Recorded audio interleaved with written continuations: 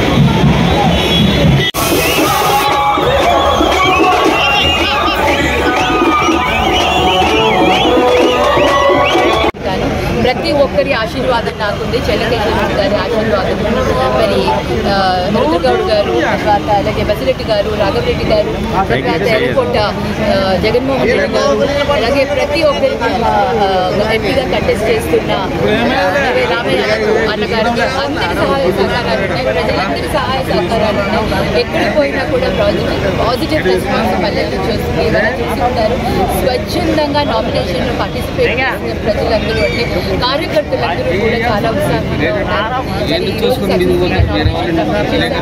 అదే సక్సెస్ తోటి మేము తిరిగి మళ్ళీ విజయం సాధించుకొని మళ్ళీ వస్తామన్న విశ్వాసం మాత్రమే. ఈరోజు మంచి దిన అనేసి 18th ఫస్ట్ నామినేషన్ వేయడం జరిగింది. ప్రజల ఆశీస్సులతో, దేవుడి ఆశీర్వాదంతో ఇవాళ ఇక్కడ నామినేషన్ వేయడం జరిగింది. అలాగే జగనన్న ఇచ్చిన వైఎస్ జగన్మోహన్ రెడ్డి గారు